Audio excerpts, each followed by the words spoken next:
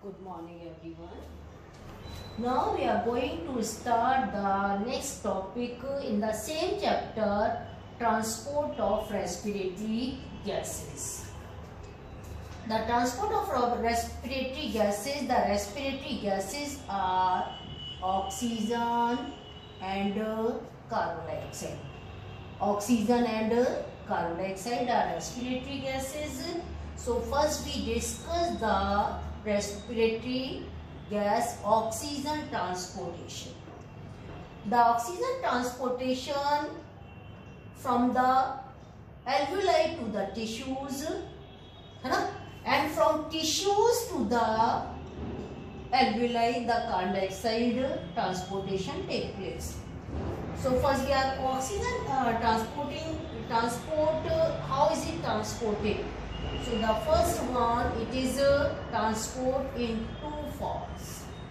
The oxygen transported through the hemoglobin, through the blood, the hemoglobin and along with the plasma.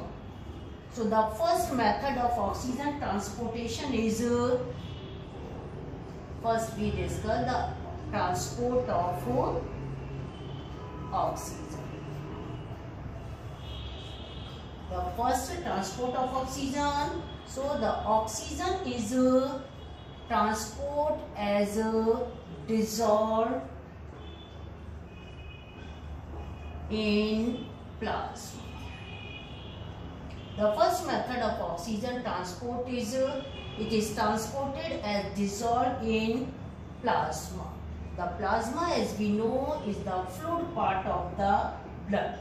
So only the 1 to 3% means very less amount of oxygen is transported through the blood plasma, and the major part of it means the 97 to 99, that is the major part of the oxygen transport as the major part of that is 97 to 99% of oxygen transport as oxyhemoglobin, that is HbO2. We pronounce the HbO2 as a oxyhemoglobin. As we first we discuss the structure of hemoglobin. The detailed structure we will discuss in the biomolecule. The primary structure I am explaining here. The hemoglobin consists of the red color of the blood due to the presence of hemoglobin, hemoiron. Hemi means iron and the globulin means protein. So it consists of globin protein and hemi means iron. Iron containing 4 porphyrin rings. 4 porphyrin rings. 4 porphyrin rings. The 4 rings, the iron is in it. The iron containing porphyrin ring is there. The iron remain here in the form of ferrous. The ferrous and ferric, it is found in 2 forms. So the each iron or ferrous transport or bind can bind 4 molecules of oxygen. Each iron means ferrous can bind the 4 molecules of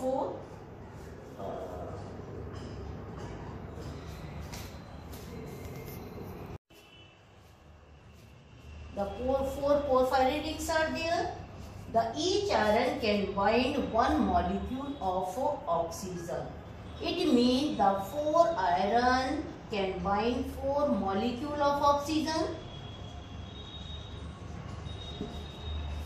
So if we calculate first we draw the diagram. This is the 4 firing rings, iron, 4 iron molecules, ferrous are there. So they can bind oxygen here, and means one hemoglobin can bind the 4 molecules of oxygen. This is the ferrous, so we can mention its valency also. The 4 molecule of oxygen can bind with the 1 hemoglobin, and the 1 hemoglobin can bind 4 molecule of oxygen. That is showing in the diagram. If we measure it by gram, if we measure it in gram, then 1 gram of hemoglobin. The normal we know in the female, the hemoglobin in female, the hemoglobin is 12 to 13 gram per 100 ml. Gram of hemoglobin per 100 ml of blood. And in the male, it is 14 to 15 gram per 100 ml. So if we calculate the amount of hemoglobin, so 1 gram of hemoglobin contain 1.37, or we can say the 1.3.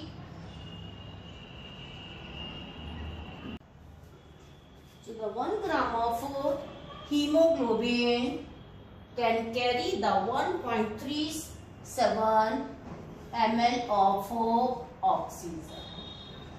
We have discussed in male the 14 to 15 are there. If we calculate 12 or the 14 by 1.3 gram, we can calculate the amount of oxygen bind with the hemoglobin. So the hemoglobin we know that is the respiratory pigment, can bind the oxygen and carbon dioxide. The oxygen and carbon dioxide is oxyhemoglobin form. The carbon dioxide form the carbaminohemoglobin. So these compounds, both compounds are complex compound, but they are formed temporarily.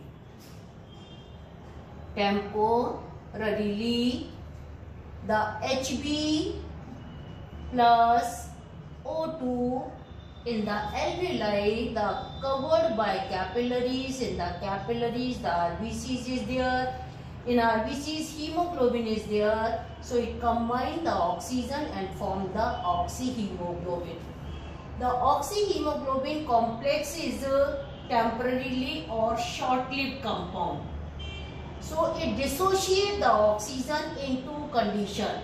It dissociates the oxygen in the tissue, where it carry the blood carry this oxygen, this complex to the tissues. The oxygen dissociate there in two conditions. The first condition should be the high PO2 in alveolar air, and the next high PCO2 partial pressure of oxygen, partial pressure of carbon dioxide in blood. In both the conditions, the reason of the transport of oxygen, how the oxygen is transported. If the oxygen in the alveoli is more, we know the air always move from more pressure to less pressure.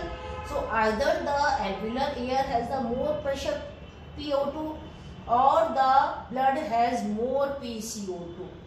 Then the oxygen bind with the hemoglobin and form the HbO2, that it is carried to the tissue.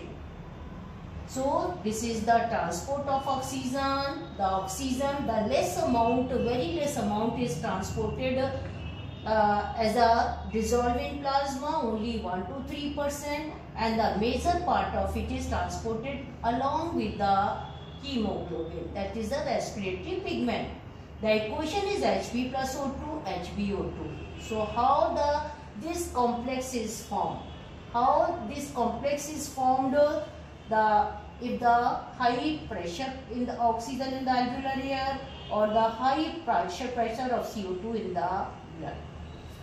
Now we discuss the transport of carbon dioxide.